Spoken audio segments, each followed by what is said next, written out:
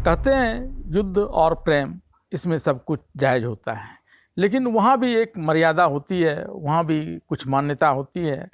एकदम से कोई नंगा नृत्य नहीं करने लग जाता है, लेकिन राजनीति में तो अक्सर ऐसा ही देखा जाता है। अभी खासकर बिहार की राजनीति की बात करें आनंद मोहन के संदर्भ में, तो वहाँ ऐसे ही दृष्टांत आपको देखने को मिल जाएंगे।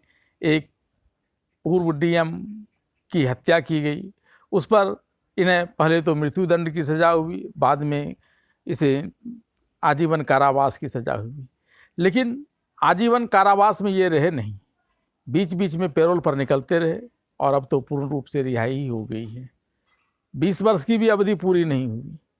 इस प्रकार के जो कृत्य होते हैं राजनीतिक दलों के द्वारा, उसके पीछे भले ही इनका जो कुछ छिपा हुआ अपना चाहत होती है वो राजपूतों के वोट का, वो हो रहा है, लेकिन मर्यादा तो तार तार हो रही है और इसके साथ कई सवाल भी उठने लगे हैं। और उस पर तुर्रा यह कि मुख्यमंत्री तो कुछ कहने के लिए सामने आए नहीं, और न ही आनंद मोहन जो कल यह कह रहे थे कि जेल से निकलने के बाद पत्रकारों से बात करेंगे, वह भी कहीं मुँह छिपाए बैठे हुए हैं, दर्शन नहीं है उनके। लेकिन मुख्य सचिव जो बिहार सरकार के हैं, उन्होंने कह दिया कि इसमें तो कुछ गलत है ही नहीं, यह तो सारा कुछ जेल मैनुअल के अनुसार हो रहा है। दरअसल यह इसलिए इसमें उनको कोई गलती नहीं दिखाई पड़ रही है। कभी कुछ ही दिन पहले नीतीश कुमार जी ने उसमें संशोधन करवाया, जहां यह प्रावधान था कि लोक सेवक की हत्या करने के मामले में उसको छूट नहीं दी जाएगी, उसकी रिहाई नहीं की जाएगी। उस सब पंक्ति को ही वहाँ से हटवा दिया गया और अब पूरी निर्लज्जता के साथ वहाँ के जो मुख्य सचिव हैं वो इस बात की दुहाई दे रहे हैं कि सब कुछ तो कानून के अनुसार हो रहा है, कानून में तो कुछ है ही नहीं। और यही सवाल बहुत महत्वपूर्ण हो जाता है लोकतंत्र के लिए कि क्या इन राजनेताओं को अपनी मर्जी के हिसाब से, अपनी वोट बैंक के जुगाड़ के हिसाब से हर कुछ कर लेने का अधिकार है। 2012 ईस्वी में सुप्रीम कोर्ट ने कहा था कि आजीवन कारावास का अर्थ आजीवन कारावास होता है, यानी जब तक उसकी ज़िंदगी है तब तक वो कारावास के अंदर रहेगा। भले ही ये कुछ प्रावधान हैं जो इन राजनेताओं के हाथ में है, जो वो उसमें कमी कर सकता है और उसमें छूट दे सकता है, लेकिन सवाल यह उठता है कि क्या जिस प्रकार से छूट मिली वो हर कैदियों को मिली या सिर्फ कुछ विशिष्ट लोगों को ही मिला।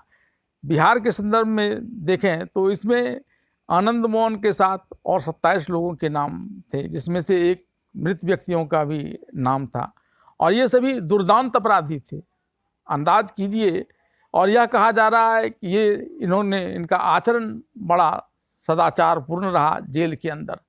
जो बाहर में अत्याचार कर सकते हैं वे जेल के अंदर किस प्रकार से सदाचारी बने रहते हैं, इसका उदाहरण अतीक अहमद के मामले में देखने को आता है, और तिहाड़ जेल में भी सत्येंद्र जैन के मामले में आता है। ये लोग वहाँ भी दबंगई करते हैं, चबूतरे पर बैठ कर के अपराधियों को, खुद इनके जो अपराधी हैं इनके अपने अलग अपराधी होते हैं, जो इनके मन के अनुसार नहीं चलते हैं उसको बुलाकर वहाँ दंडित करते हैं, कैदियों से अपना शरीर दबवाते हैं। यही उनका सदाचार होता है, और ये तो सामान्य सदाचार हुआ। विशिष्ट सदाचार इनका ये है, ये जेल के अंदर से ही बड़े बड़े अपराधों को जन्म देते हैं। दुमका जैसे छोटे जगह के जेल से भी पूरे झारखंड के टेंडर मैनेज करने के मामले सामने आए हैं, और वह भी तब जबकि प्रशासन पूरी तरह से जेल प्रशासन को क्लीन चिट देता रहता है। ये इस प्रकार का खौफ रहता है अपराधियों का, या फिर जो वोट बैंक का लोभ रहता है। इस दोनों ही वजह से ऐसे लोगों को जेल से छोड़ा जाता है। अब अगर बात संविधान की कर ली जाए तो भारतीय संविधान समानता के अधिकार देता है। 14 से 18 आर्टिकल्स जो हैं हमारे संविधान में, वह इसी समानता की दुहाई देता है। लेकिन सिर्फ आनंद मोहन के साथ 26 कैदियों की रिहाई होती है, और वे भी दुर्दांत। अगर अनुपातिक रूप से देखें तो एक सामान्य व्यक्ति की जो उम्र होती है उसको अगर हम 75-80 वर्ष भी मान लें, और 16 साल की सज़ा काटने के बाद, 15 साल की सज़ा काटने के बाद ही उसे छोड़ दिया जाता है, तो कितना बड़ा हिस्सा उसका छूट जाता है। और उस अनुपात में जिनकी सज़ा 2 वर्षों की होती है, जिनकी सज़ा 5 वर्षों की होती है, उनको तो ऐसे ही जेल नहीं जाना चाहिए अगर उस अनुपात में हम देखते हैं। और उस पर भी यह कि इनके अपराध भी छोटे होते हैं, इनके तरह वो बड़े बड़े अपराध नहीं करते। अब बात यह भी आ रही है कि इससे जो अपराधियों का मनोबल है, और ख़ास करके वे जिनको राजनीति का भी संरक्षण प्राप्त है या जो खुद राजनीति में हैं, तो कहा गया है एक करेला आप तीता दूजा नीम चढ़ा। ये तो जो कहर ढाते हैं कि जल्दी सामने भी नहीं आते हैं, पता भी लोगों को नहीं चलता है जब तक कि कोई बड़ी घटना नहीं घट जाती है। तो एक सवाल यह भी उठता आ रहा है कि इस प्रकार से जो लोक सेवक हैं वो काम करने से डरेंगे, वो इनके डर से काम नहीं करेंगे। तो ऐसे ही राजनेताओं का और अपराधियों का बोलबाला रहता है लोक सेवकों के ऊपर। 90 के दशक में बिहार में कई जगह जो इंजीनियर्स होते थे उनके यहाँ ठेका मैनेज करने के लिए एक तरफ बंदूक रख दी जाती थी, दूसरी तरफ घूस के पैसे कि दोनों में से चुनो जो चुनना है। इस प्रकार की बातें होती थी, आज भी हो रही हैं टेंडर मैनेज।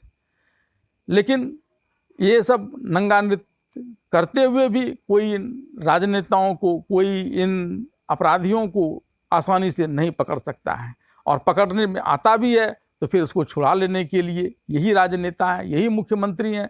हमारे संविधान ने मुख्यमंत्री को विशेषाधिकार दिए हैं सर, तो सिर्फ इसलिए नहीं कि वो उसका दुरुपयोग करे। आज अक्सर देखने में यही आता है कि दुरुपयोग होता है, यहाँ भी आनंद मोहन के मामले में भी ऐसा ही दुरुपयोग ही सामने के लिए आ रहा है कि राजपूत वोट बैंक के खातिर आनंद मोहन की रिहाई की जा रही है और तर्क दूसरे दिए जा रहे हैं।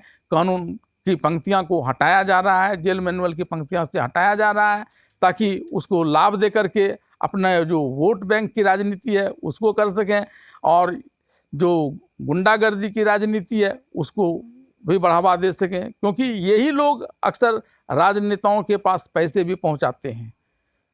तो सवाल वहीं रह जाता है, जवाब किसी के पास नहीं। जवाब देने के लिए आज आनंद मोहन भी सामने नहीं, नीतीश कुमार भी सामने नहीं। हाँ, इनके जो मुख्य सचिव सामने आए उनको पास तो वही है जो अभी हटा करके इन लोगों ने कृत्य किया है।